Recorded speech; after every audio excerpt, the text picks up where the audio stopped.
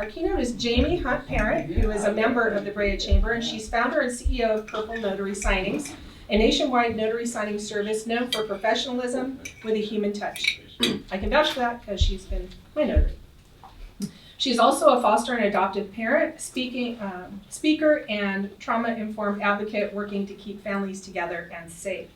Her personal experience growing up in a home affected by hidden abuses and later relying on kinship care fuels her deep commitment to families impacted by trauma and systems that seem to go against them surviving.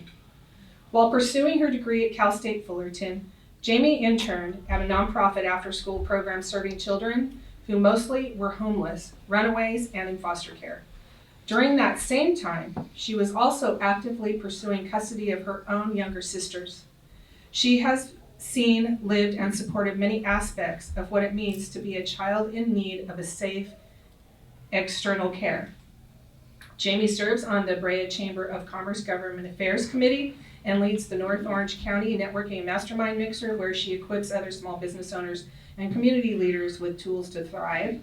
A core value in her household, keep bodies safe, serves as a reminder that safety, dignity, and love must guide our care for children and one another. Because when the community doesn't show up, the system does. And too often it shows up too late. Will you please help me welcome Jaime Hunt-Parrent.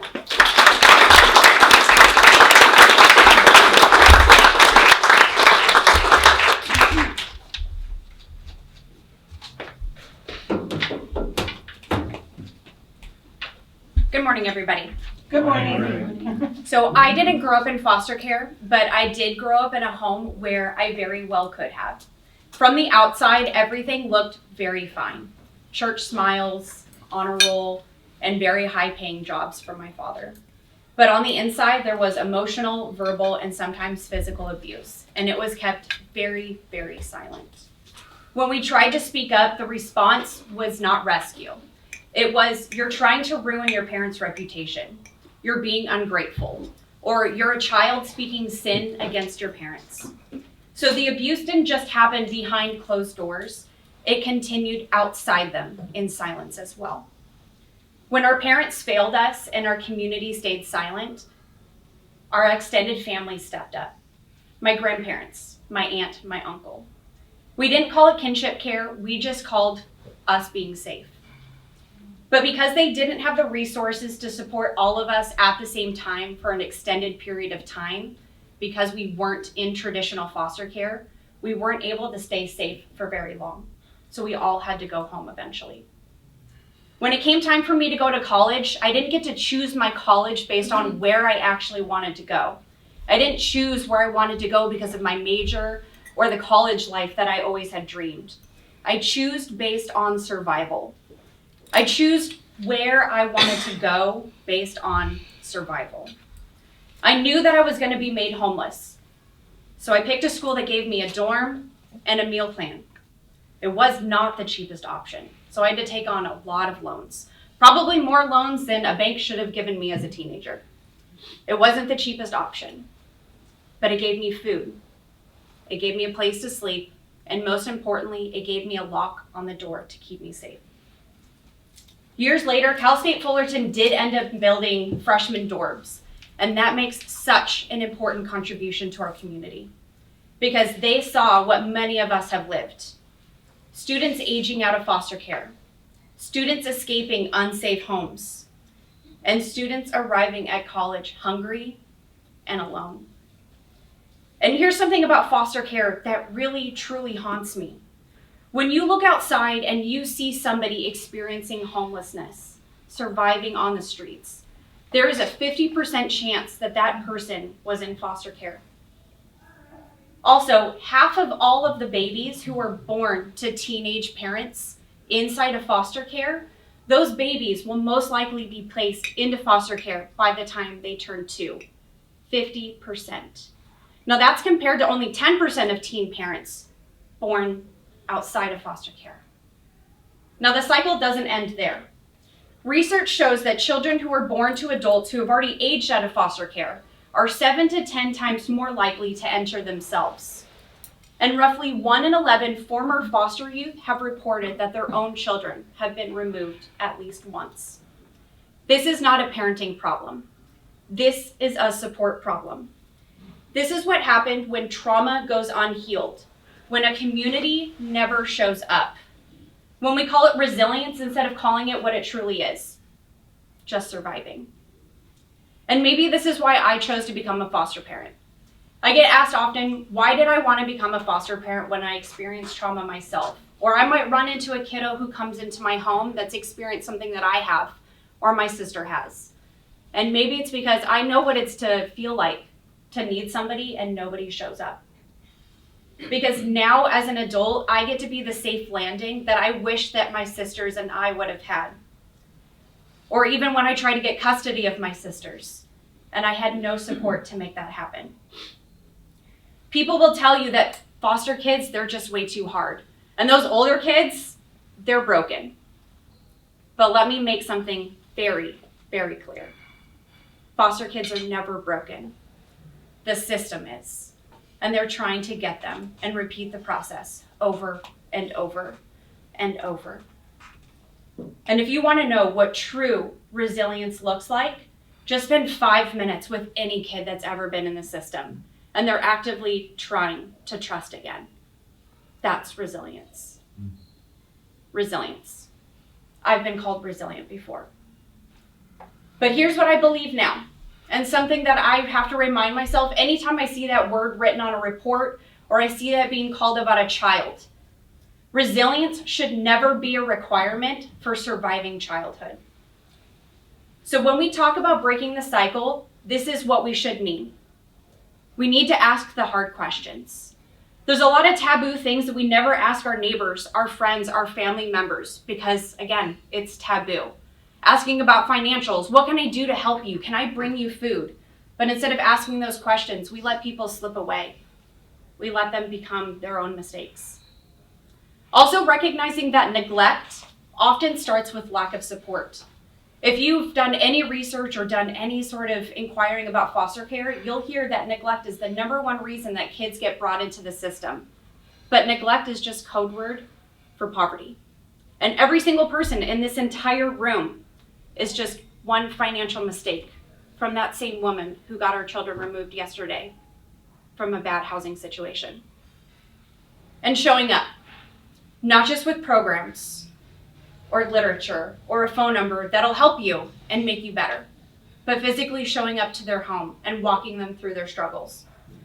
Because often when the community doesn't show up, the system does. And when it does, it's too late. So this morning, you're gonna hear from some women who are doing this work every single day, not in theory, but in action. And my hope is that you're gonna leave here today with one question in your heart. What part do I play in this story? Because you don't have to foster, and you don't have to adopt. You just have to care enough to stop looking away. And today, I'm excited that we get to have this conversation. So today on our panel, we have some amazing people, and we're gonna be having Gianna, Dahlia, Mulkay from Foster the Love. She's the executive director. We have Dr. Tiffany Mitchell, Chief Program Officer from Orangewood Foundation. And we have Lauren Wetzel, Program Director from Foster the City.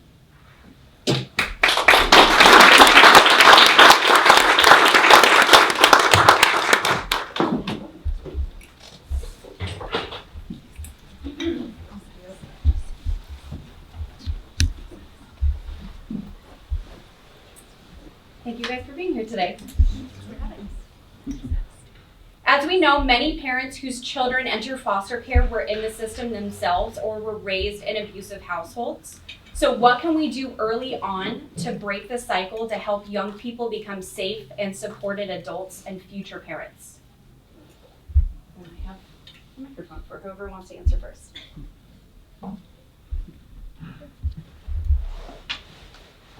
So I think it really starts with, I think you were even mentioning it starts at the community level. A lot of times we look at how do we create systemic changes, but before we can look at the system, sometimes it's looking within our own neighborhoods. looking within our communities, and what can we as individuals do to show up and support the people that are around us. There's a lot of conversations around, like, what are the protective factors? What are our protective factors to strengthen our families? And if each and every one of us were aware of what these protective factors are, we can work to instill them just in our conversations with the people that we're engaging with. You talked about resiliency, and that's one of the protective factors. But what is resiliency, right? It's breaking down the terms that we hear and understanding what it really means. And so how do we show up and support people in their darkest moments? If you see someone who, especially a child who is acting out with behavioral issues, instead of, going to that child, and a lot of the conversation, a lot of the thought is, well, what's wrong with you? Maybe it's changing our narrative and the way that we frame things and asking, what happened to you?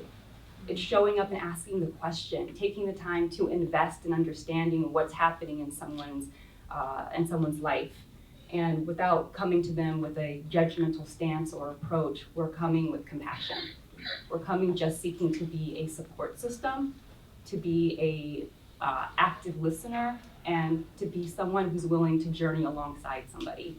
And that's not always easy to do, to feel like you have the availability or the time to really want to invest in someone else other than maybe your own children or your own family members. But I think if we each took time to really just actually see the people around us, take a moment to smile at the person that you're passing on the street, open the door for a conversation that you wouldn't otherwise have, you may get more information and you may actually be able to provide more support than you ever thought you could. Sometimes it's just someone taking a moment to acknowledge someone. And it sounds super simple because it is. It really is that. We don't all have the power to change someone's whole life trajectory, but we have the ability to plant a seed and to at least feel like we can connect someone to someone else who can. So. Us all to answer the You're question. more than welcome to. Yeah, I think Jamie, you hit it right on the head. Just it takes a community to raise kids. It takes a village. We've all heard that. I think as she shared just the statistics of kids who experience foster care, the reality is that if they've experienced foster care, 50% of them will end up homeless. So how do we show up? How do we help them parent is really a community effort. What are we doing in our schools to resource not just our kids, but our families? How are we giving these parents tools for job training, for resumes, so they can get jobs, so they can support their families, so they can support their kids? Are we giving kids resources? Are we giving them places that they can go to have supportive communities, churches, sports teams, school groups, even after school programs, these things that oftentimes some of these youth don't have access to because of funding. And so how do we resource these families and these kids through community efforts to try to get them the tools so that they can not end up entering the cycle again, and redoing that as when they become parents as when they were children. I'll keep it short since you guys did so beautifully. But it really is about that community support. Kids in foster care, they are put there because they're experiencing abuse or neglect. It's not a fault of their own. But I'll give you some examples of what can change. And these parents who maybe are trying, but poverty has fallen on them, and it's hard times.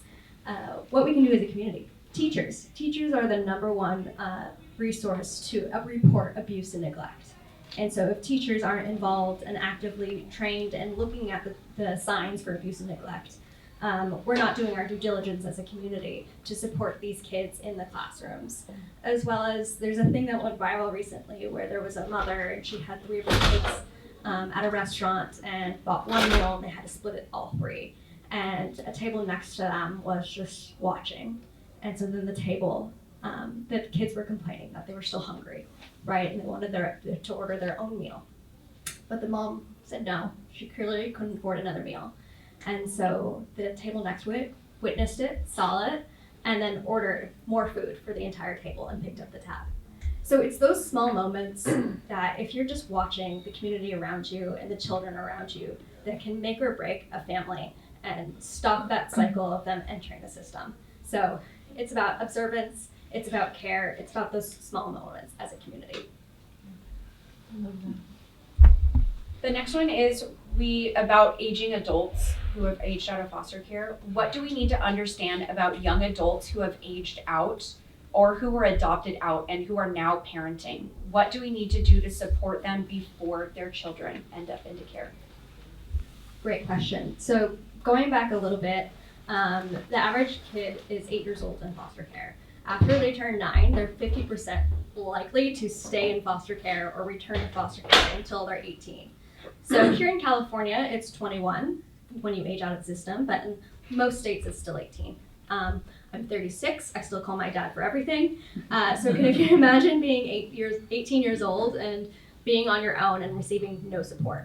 I've sat in many what we call aging out ceremonies where the social worker sits down with the kid aging out and goes through a checklist and is like, do you have your social security card? Do you have your mental health check? Do you have all of this information?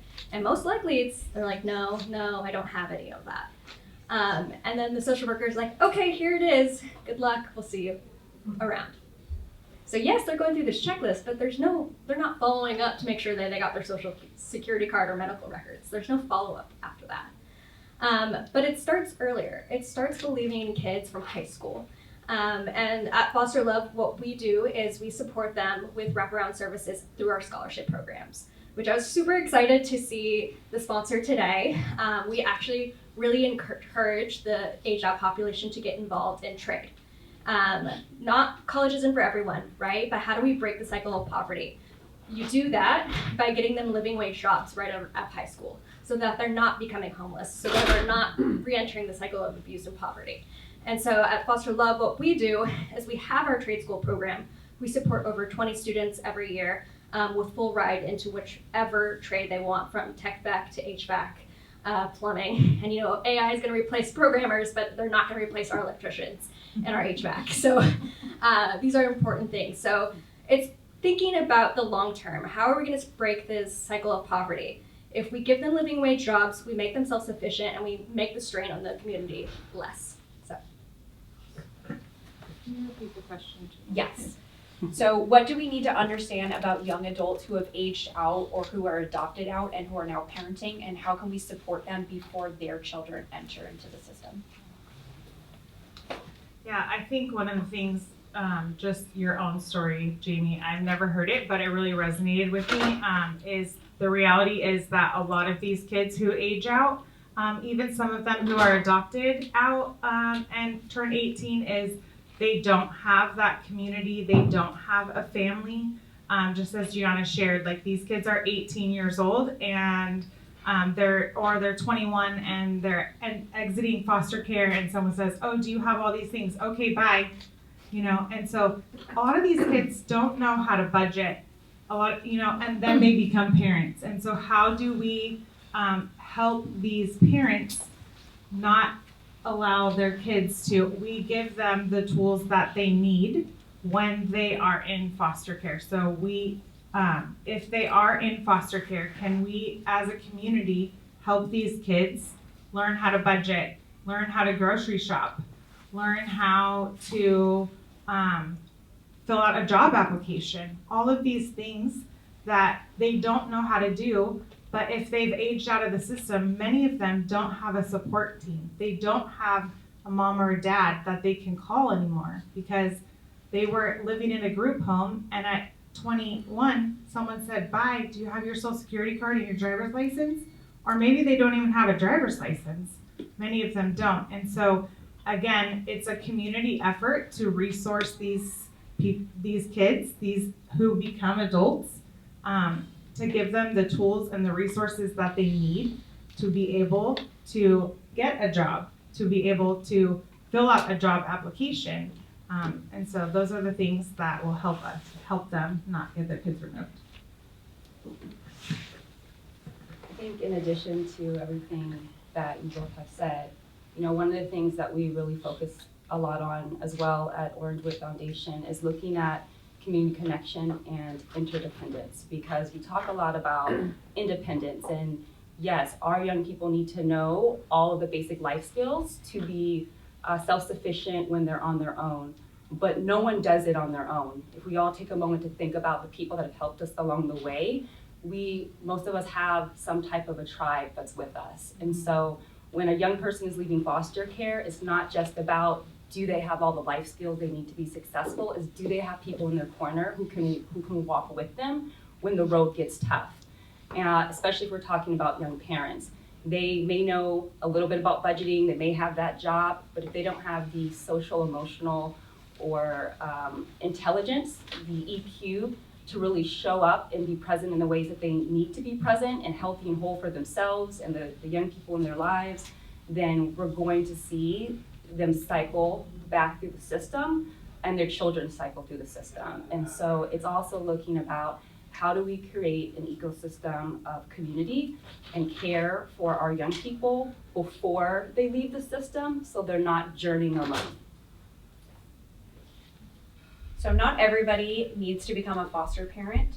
What are some really meaningful ways that everybody can do once they leave this room to help support both foster families, supporting children who are in care, and the families who are trying to reunify with those children? So I know these ladies can talk a lot about that because it's what they do already within their organizations. So I'll just quickly say that the way that I'm seeing it play out, especially for foster families who, or either kinship families who need support, is that respite care.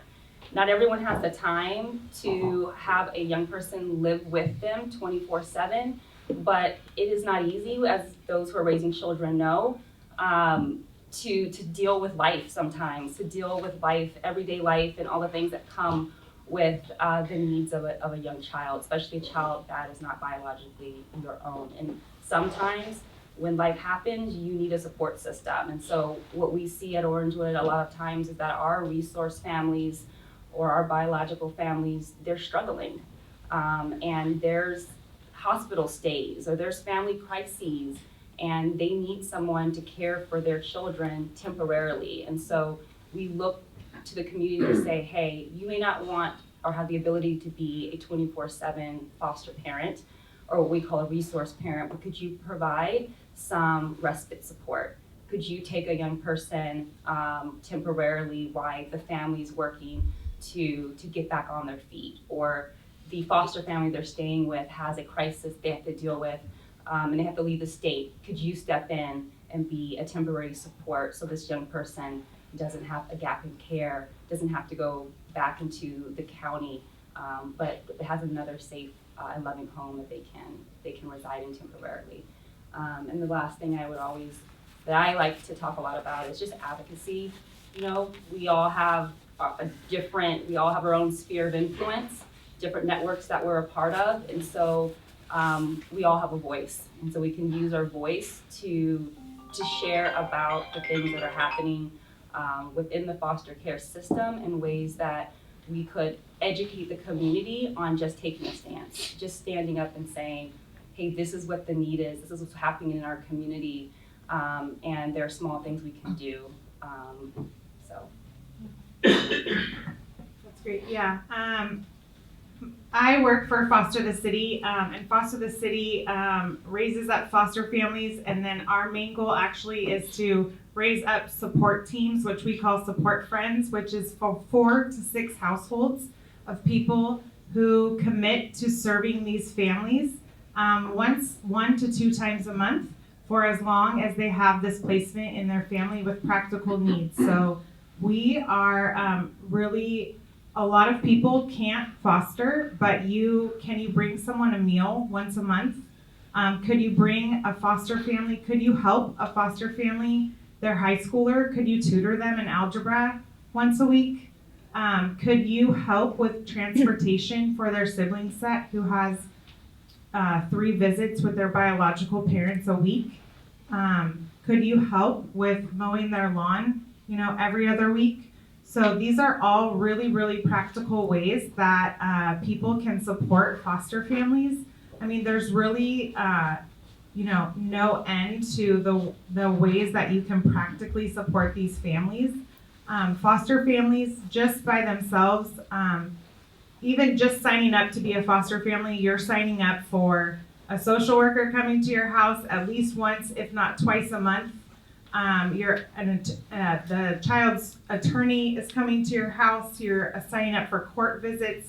Almost always these youth are needing some kind of therapy, speech therapy, physical therapy, emotional, social, mental health therapy. And so there's a lot of appointments involved. And so just keeping your own household running, along with taking in another child who has a lot of needs.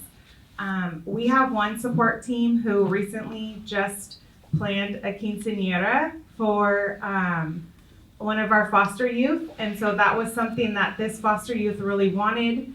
And the foster family had never done that before. That wasn't that part of their, nationality or story. And so the support team, a lot of them had done it before. And so they were like, yeah, we could do that. And so they planned this whole quinceañera. So there's really no end to the types of support that you can do. But just as, Tiffany had said, just showing up for people. But the reality is doing it on a regular, consistent basis also is very helpful for kids experiencing foster care, that they realize that if you say you're going to bring a meal on the first Monday of every month, and then you show up on the first Monday of every month, you're not only providing a meal for that family and that child, you're also allowing that child to realize that adults can be trusted, and that when people say that they're going to do something, that you should be able to expect that they're going to do what they say. And many of these youth have not experienced that in their lives. And so just allowing these kids to experience someone who's trustworthy and has integrity, and allowing them to learn those things is such a gift for them. Yeah, that lifting up families who are doing the fostering is so important. About 80% of first-time foster parents won't do it again. They'll do the process to become licensed foster parents, they'll get one placement, and they won't do it again. The reason being lack of support. So if you could be that one meal, that's fantastic. It could make the difference of them taking a new placement after their first one. So at Foster Love, our home here is in Brea. We're on Lampert. You've probably seen us. We're known for our Halloween decorations, maybe infamous for our Halloween decorations, I don't know. But our whole philosophy is not everybody can be a foster parent, not everybody can adopt, but we can all do something to get back to the foster care community. And we do that by utilizing our volunteers to combat unique challenges that these kids are going through. So I said the average age being 8. So what it's like being removed from your home and putting into foster care is police show up to your house, they remove you from your siblings and your parents, and they hand you a trash bag. And they say, whatever you can take in this trash bag in the next 2 minutes, you can bring with you. How traumatizing is that? Children in foster care suffer from post-traumatic stress almost twice the rate of US veterans. So that instant removal process sets them up for a lifetime of trauma. So at Foster Love, what we do is provide them with basic essentials for that removal process. They're called sweet cases, blue duffel bags filled with basic essentials like hygiene kit, blanket, comfort items like a teddy bear, to be with them during that removal process and give dignity back to them and hopefully alleviate some of that trauma that they're facing. And so another thing we do too is we believe in starting at a young age. So a lot of our volunteer opportunities, we want to engage everyone from a Girl Scout all the way to a CEO.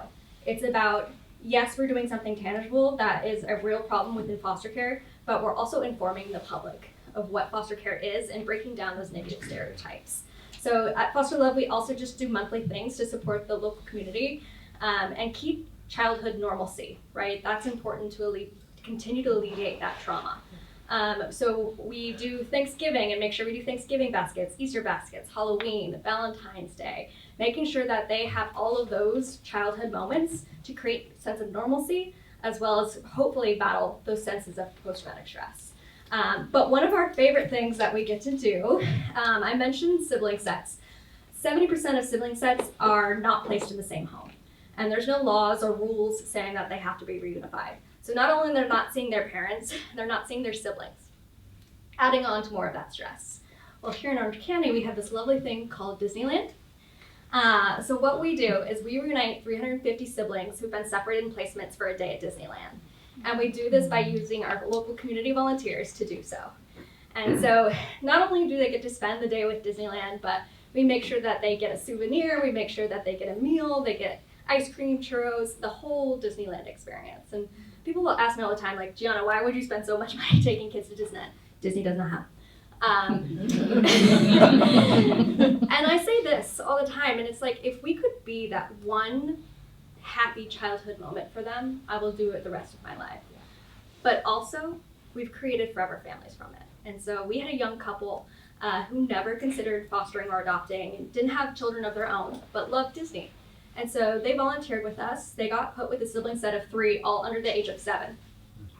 They had such a great time. They had bonded. At the end of the evening, the young couple was crying, the kids were crying. They didn't want to leave each other, but they did, had to. And then I got a call the next day. And they said, Gianna, we want to adopt all 3. And I was like, Wow. no, you don't. That's not how this works. You're Disney drunk. But give me a call back tomorrow if you're serious. Just let it settle if you're serious. Sure enough, they called me back.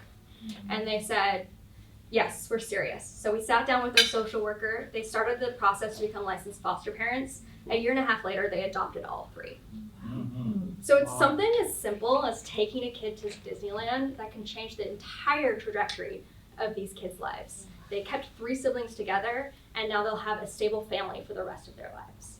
And so it can start with something as simple as putting a sweet case together, or offering Thanksgiving baskets to your local community, or building a bicycle, which we do.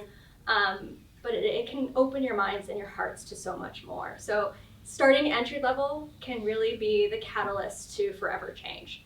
So yes, if you think you can't do anything in the foster care community, you're wrong. You don't have to adopt. You don't have to become a foster parent. It takes a special hero human being, but we can all do something, and we can all change our hearts and our minds to what the foster care community is. So my last question goes to all of you to just think about it. Think about what our community would look like if our community as a whole showed up first instead of the system. What would our community look like? So thank you so much. Wow.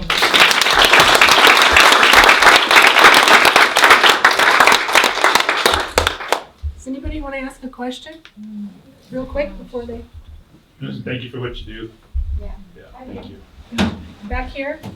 My question is, on your websites, do you list things that you need from the community on your website so that we can drop them off or anything like that? Yes, we do. And if you drive by Lampert and Berry and Brea, we have a huge sign that says school supplies needed. And then we have flyers that you can pick up from right in front of our office that list all the things that we need.